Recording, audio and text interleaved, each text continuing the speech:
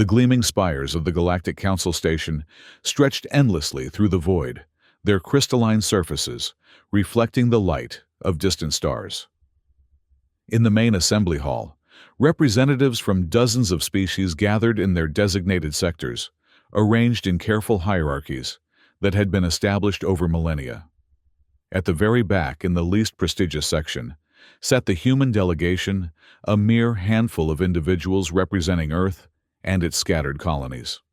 Ambassador Frank Miller adjusted his tie nervously as he reviewed his notes one final time. 20 years. 20 long years since humanity had been granted membership in the Galactic Council, and still they were treated as little more than curiosities. The other species barely acknowledged their presence, speaking over them in meetings, dismissing their contributions, and consistently voting down their proposals. Frank's weathered face bore the lines of countless sleepless nights, spent crafting diplomatic solutions that would never see the light of day. His hair had gone completely gray during his tenure, and his once bright eyes now held the weary resignation of a man who had fought too many losing battles.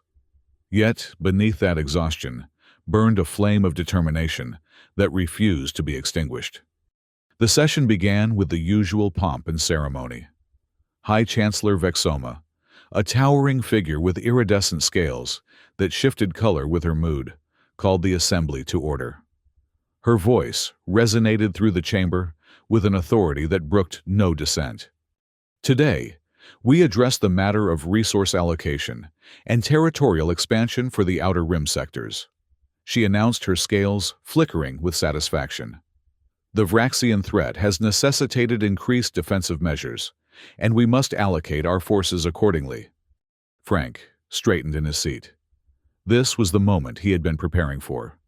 The human colonies had been reporting increased raider activity for months, yet their requests for additional protection had been consistently ignored. He rose to his feet, clearing his throat to gain attention.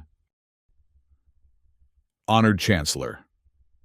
Frank began, his voice carrying across the vast chamber. The human delegation respectfully requests an increase in defensive fleet allocation for our outer colonies. Additionally, we seek expansion rights to establish settlements in the Kepler and Vega sectors. A ripple of dismissive laughter echoed through the assembly. Councillor Zilthar, a serpentine being with multiple heads, spoke first. The humans seek more territory. They have barely proven themselves capable of managing their current holdings. Indeed, added another representative, her voice dripping with condescension. 2 star systems should be more than sufficient for such a young civilization. Perhaps if humanity could demonstrate more efficient resource utilization, we might consider modest expansion. Frank felt his jaw clench, but he maintained his diplomatic composure. With respect, Councillor Humanity has contributed significantly to the Council's technological advancement. Our innovations in quantum computing, biotechnology, and spatial engineering have been widely adopted across Council space. Borrowed and improved upon by more advanced species, Zilthar interjected smoothly. Human technology, while adequate, requires considerable refinement before it becomes truly useful. The Chancellor's scales shifted to a cool blue, indicating her growing impatience. The human request is denied. The allocation of additional fleet resources to such a resource-intensive species would be inefficient. 2 star systems remain the limit for human expansion. Frank's hands gripped the edge of his podium so tightly, his knuckles turned white. Around him, his fellow delegates shifted uncomfortably, their faces reflecting the same mixture of anger and humiliation he felt burning in his chest. This was the final straw. 20 years of condescension, 20 years of watching other species benefit from human ingenuity while treating them as second-class citizens. I see, Frank said quietly, his voice barely audible. But something in his tone caused a hush to fall over the assembly. When he raised his head, his eyes blazed with a fury that had been building for 2 decades. In that case, I believe it's time for humanity to reconsider its membership in this council. The chamber erupted in shocked murmurs.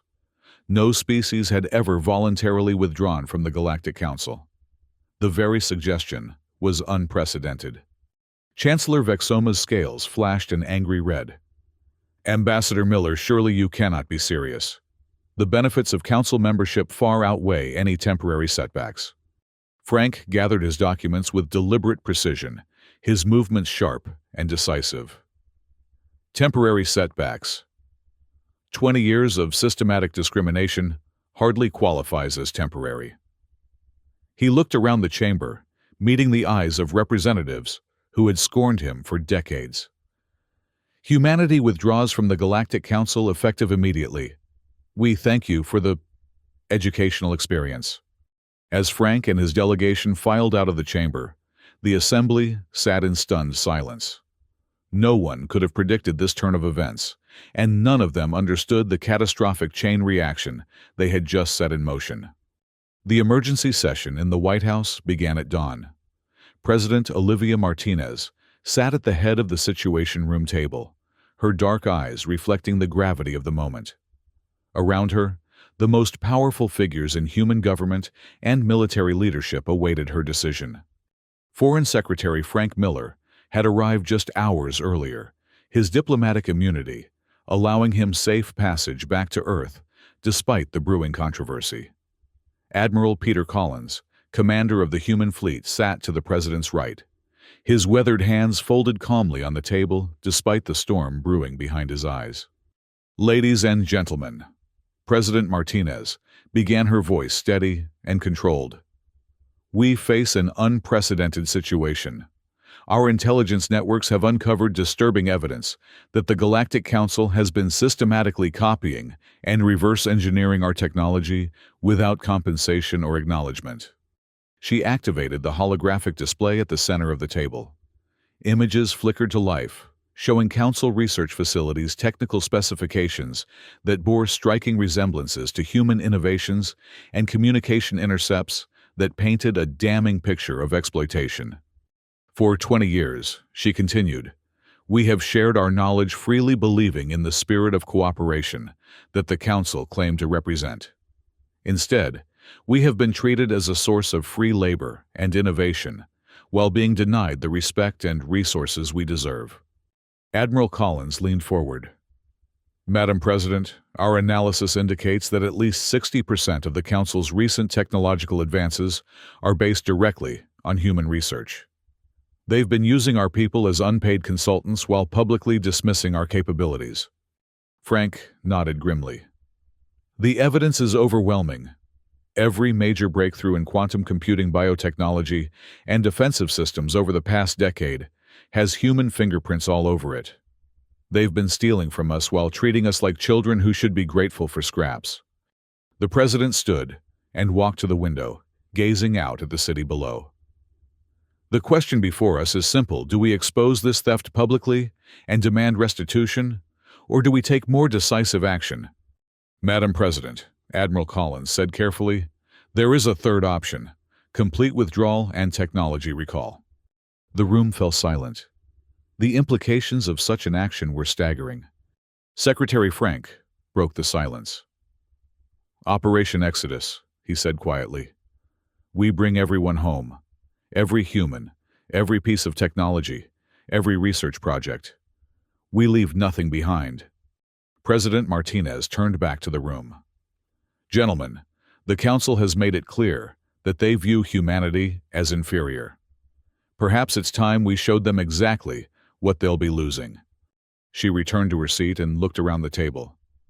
I'm authorizing Operation Exodus. We have 48 hours to execute a complete withdrawal from Council space. Admiral Collins, prepare the fleet. Secretary Miller, coordinate with our diplomatic missions.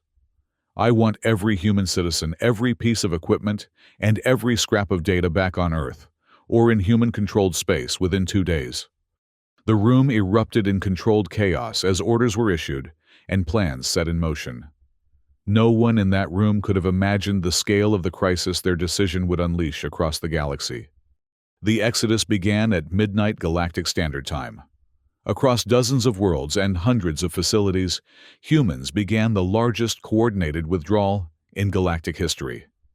Captain Samantha West stood on the bridge of the USS Defiant, watching as the massive cargo ships docked with Research Station Alpha in the Centauri system. "Status report," she called out. "All personnel accounted for, Captain," her first officer replied. "Dr. Lisa Dawson and her team have finished scrubbing the quantum computing cores. All research data has been transferred to our secure servers." On the main screen, Captain West could see similar scenes playing out across the system. Transport ships moved with military precision, loading equipment, personnel, and years of accumulated research. The stations that had once buzzed with human activity now stood empty, their lights dimming as power was systematically shut down. "Captain," came a voice from the communication station. "We're receiving priority transmission from Admiral Collins." "Put him through!" The Admiral's stern face appeared on the screen. "Captain West, I need a status update on the data purge." "Complete, sir. Dr. Dawson's team has implemented the quantum scrub protocol. Not only have we removed all human research, but we've also corrupted any systems that were dependent on our technology to function." Admiral Collins nodded with grim satisfaction. "Excellent. The Council wanted to use our technology without our consent. Let's see how well they manage without our expertise to maintain it."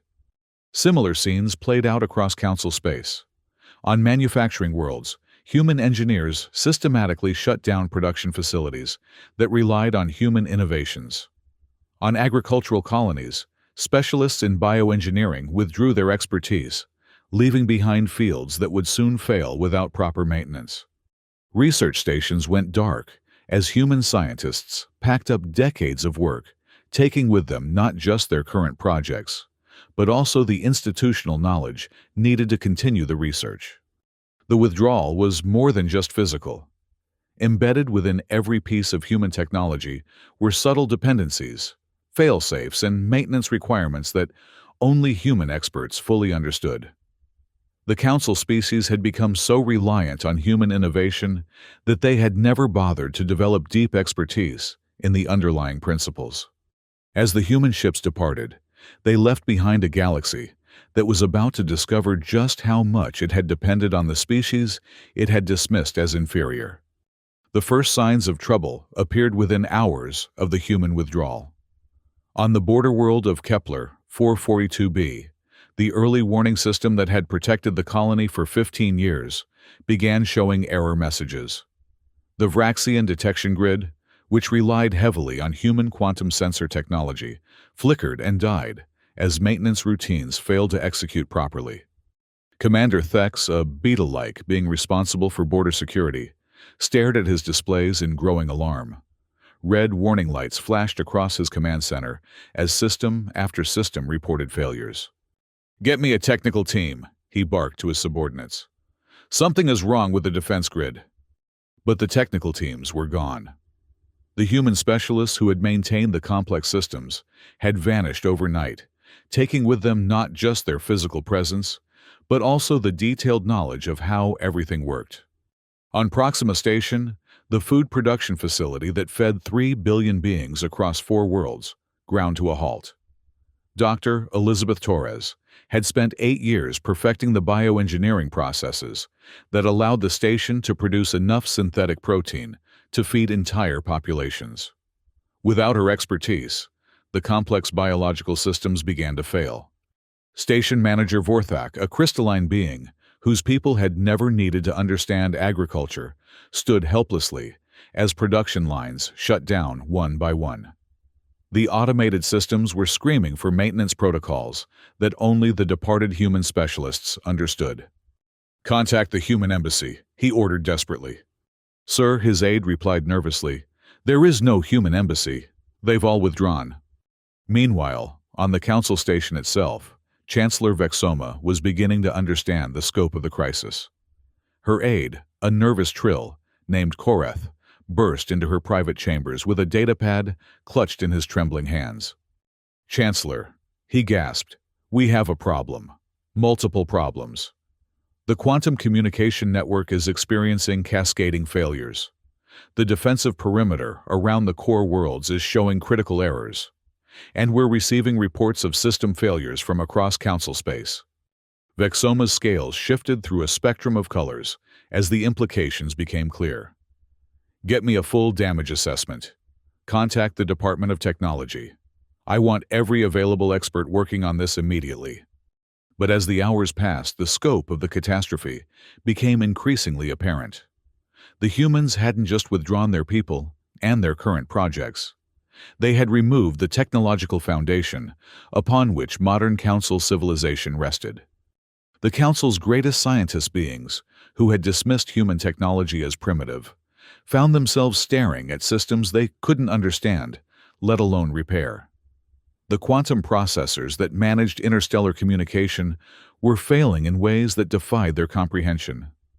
The bioengineering systems that fed billions were shutting down according to protocols that existed only in the minds of humans who were now light years away. Within 36 hours of the human exodus, panic began to set in across council space. Worlds that had relied on human-maintained systems found themselves facing critical shortages. The sophisticated defense networks that protected against Vraxian raiders were developing blind spots that grew larger by the hour.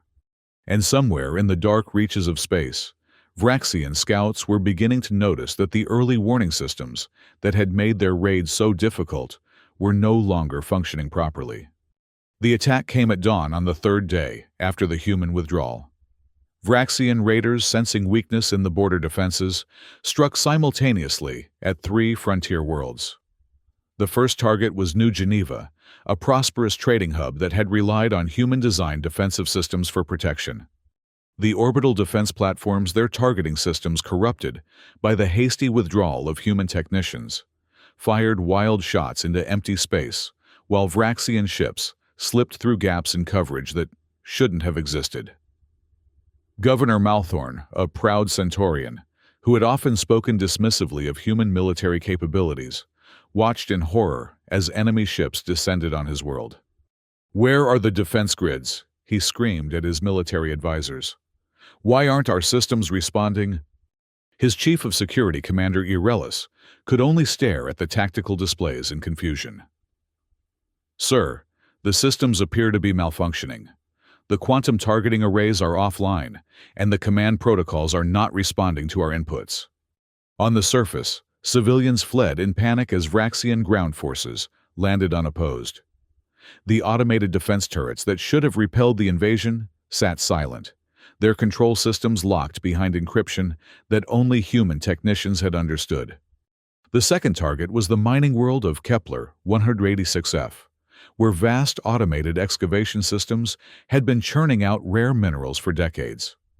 The mining operations, dependent on human-designed geological scanners and extraction algorithms, had ground to a halt just days after the exodus. Now, with the orbital defenses failing, Vraxian raiders descended on the defenseless world, like vultures. The third strike hit hardest of all. Outpost Sigma, a critical military installation that served as the forward command post for border security, found itself blind and defenseless as its sensor networks collapsed. The base commander, General Kovacs, was a veteran of dozens of border conflicts who had repeatedly argued that human military technology was unnecessarily complex and unreliable. Now, as Vraxian ships materialized out of hyperspace with no advance warning, he understood the true sophistication of the systems he had so casually dismissed. The base's defensive systems, starved of the constant maintenance and updates that human specialists had provided, failed catastrophically under the first serious test. "Emergency beacon to the Council," Kovacs shouted as explosions rocked his command center. "We need immediate reinforcement." But the quantum communication array, its delicate calibrations corrupted by the hasty exodus, could only transmit garbled fragments of his desperate plea for help. Across the frontier, similar scenes of chaos and destruction played out as the true cost of the Council's arrogance became brutally apparent. The emergency session of the Galactic Council convened in chaos. Representatives who had spent decades in comfortable certainty about their civilization's superiority now faced the stark reality of their dependence on the species they had scorned. Chancellor Vexoma's scales flickered rapidly through colors that betrayed her inner turmoil. The reports flooding in from across Council space painted a picture of civilizational crisis that none of them had imagined possible. "The situation is critical," she announced to the assembled delegates, many of whom were frantically consulting datapads filled with damage reports. "We are facing system failures across multiple sectors. Food production on 14 worlds has ceased. Defensive networks protecting 47 systems are compromised. And now, we have confirmed Vraxian attacks on 3 frontier worlds." Councillor Zilthar, his multiple heads weaving in agitation, spoke first. "This is clearly sabotage. The humans have deliberately damaged our systems in their retreat." Sabotage. Chancellor Vexoma's voice carried a dangerous edge, or simple withdrawal of support.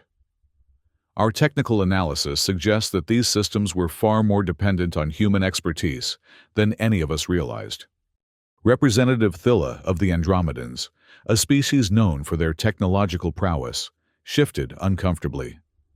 "Chancellor, my people have attempted to analyze the failed systems. The level of integration and interdependency is extraordinary. The humans appear to have built critical dependencies into every major system they touched." "Are you suggesting," Councillor Zilthar hissed, "that our great civilization is somehow dependent on these primitive beings?" "I am suggesting," Thilla replied coldly, "that our great civilization may have made a catastrophic error in judgment." The debate that followed revealed the true scope of the crisis. Species after species reported critical failures in systems they had assumed were their own innovations. The Centaurians' vaunted agricultural systems relied on human bioengineering. The Andromedans' quantum computers used human-designed processors. Even the Vraxian detection networks that protected the core worlds were built on human sensor technology. "We need solutions," Chancellor Vexoma declared, her scales now a deep, ominous purple. "Can we restore these systems without human assistance?" Chief Technologist Vorthak, summoned from his failed attempts to restart food production, delivered the devastating verdict. "Chancellor, our analysis indicates that full restoration could take decades. The humans didn't just provide technology. They provided the foundational knowledge and expertise needed to maintain and improve these systems. We have been using their innovations without truly understanding their underlying principles." The chamber fell silent as the implications sank in. The Galactic Council, the most advanced civilization in known space, had discovered that it was utterly dependent on the species it had dismissed as inferior. "What about the Vraxian attacks?" demanded General Korthek, the Council's military commander. "Our border defenses are compromised, and they know it. Intelligence suggests massive raider fleets are mobilizing for a full-scale assault." Chancellor Vexoma closed her eyes, her scales fading to a dull gray that reflected her inner despair. For the first time in her long career, she faced a crisis that threatened the very existence of Council civilization. "There is only one option," she said quietly. "We must humble ourselves and ask the humans to return." The admission hung in the air like a death sentence. The mighty Galactic Council, which had treated humanity with condescension and scorn, would have to beg for forgiveness from the species it had driven away.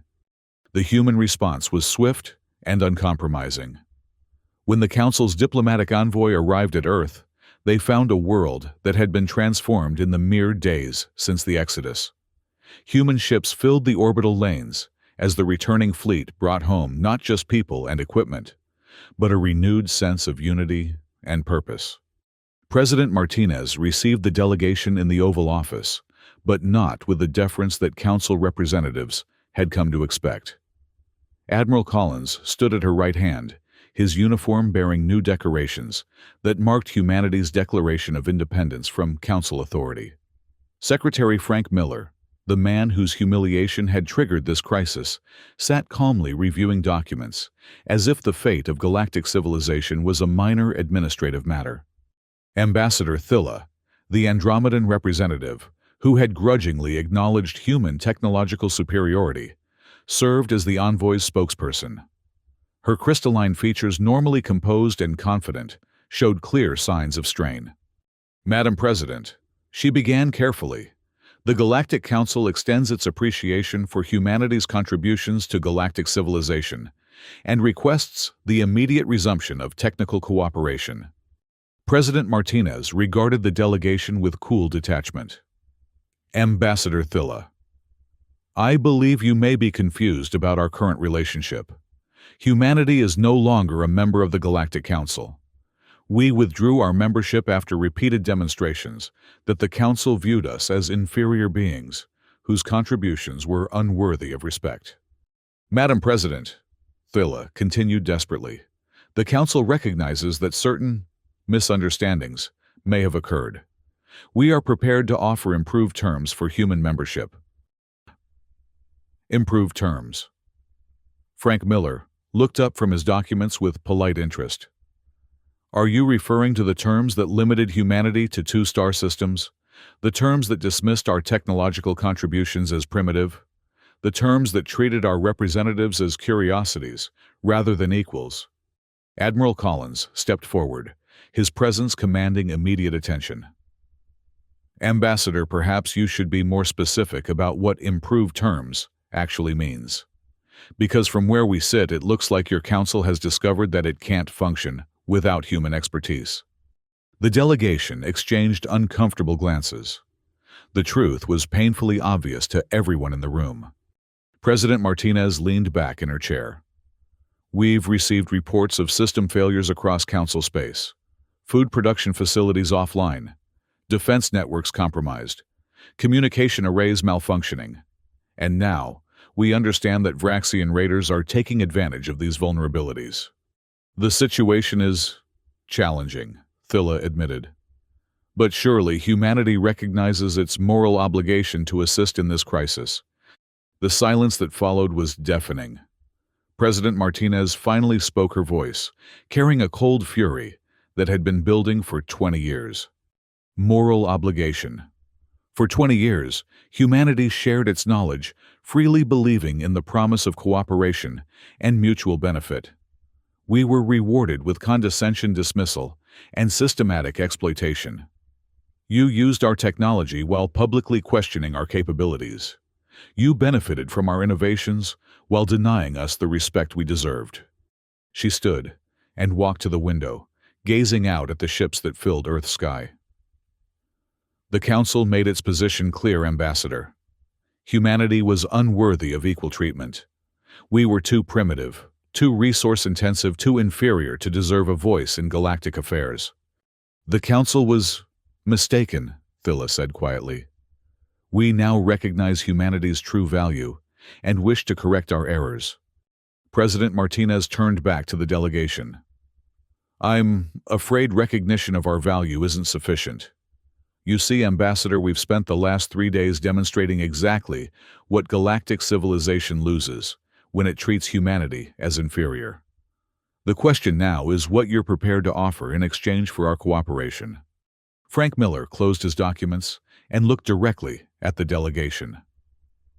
We're not interested in returning to the same system that failed so spectacularly. If the Council wants human cooperation, it will need to propose an entirely new framework for our relationship. The negotiations took 3 days.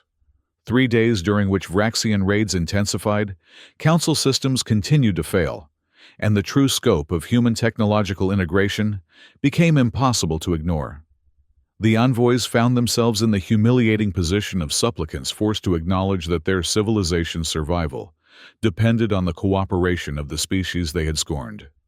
On the morning of the 4th day, President Martinez and Chancellor Vexoma, who had arrived personally to oversee the negotiations, met in the Rose Garden to sign what would become known as the New Covenant. The terms were comprehensive and uncompromising. Humanity would return to the Galactic Council not as junior members, but as equal partners. Human representatives would hold positions of authority commensurate with their contributions. The arbitrary limitations on human expansion were removed entirely. Most importantly, the Council formally acknowledged humanity's technological leadership and guaranteed that future cooperation would be based on mutual respect rather than exploitation. This agreement, President Martinez announced as she signed the document, represents not just the restoration of human membership in the Galactic Council, but the foundation of a new era of true cooperation. The era of second-class citizenship is over. Chancellor Vexoma, her scales now reflecting the bright colors of hope rather than desperation, added her own signature to the historic document. The Council acknowledges its errors and embraces this opportunity for genuine partnership. We have learned that advancement comes not from domination, but from cooperation among equals. The USS Defiant led the human fleet back to Council space, but this time as liberators rather than supplicants. Captain West stood on her bridge watching as human technicians and specialists deployed across the galaxy to restore the systems that their exodus had crippled.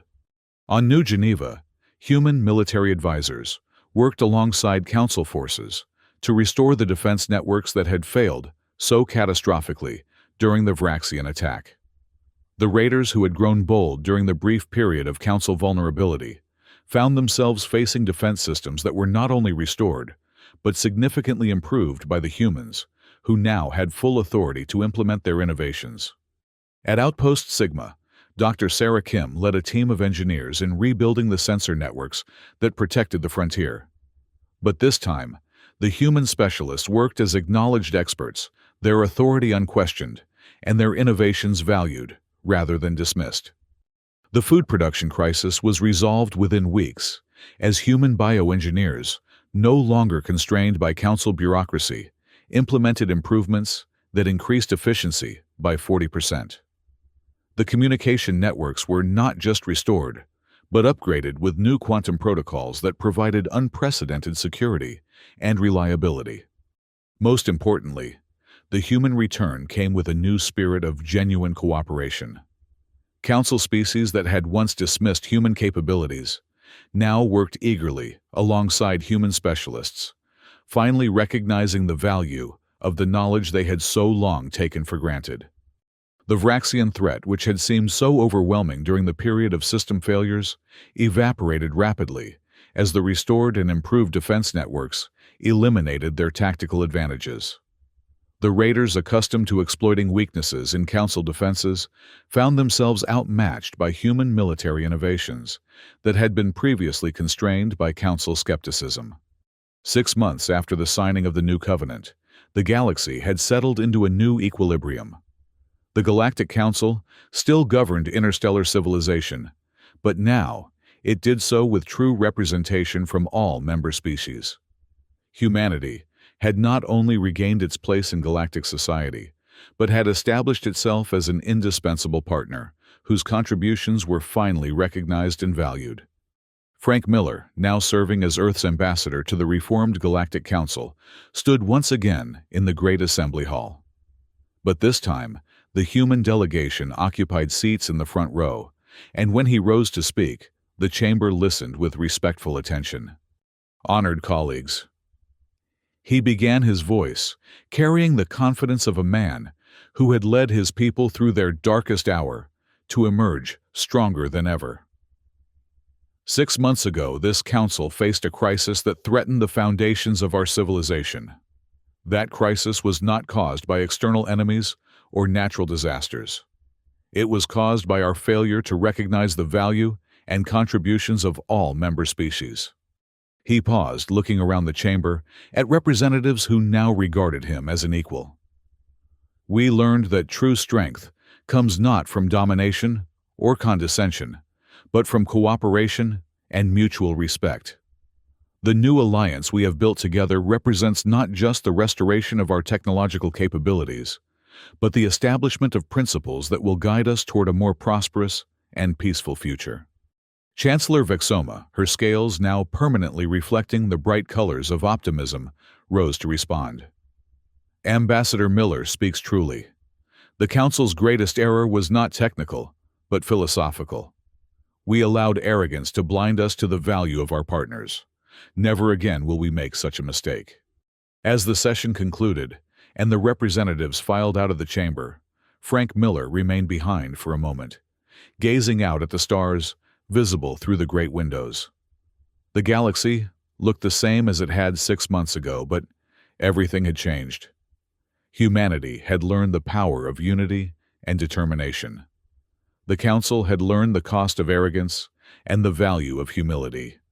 Most importantly, galactic civilization had learned that true advancement came not from the dominance of the strong over the weak, but from the cooperation of equals working toward common goals. The age of exploitation was over. The age of partnership had begun.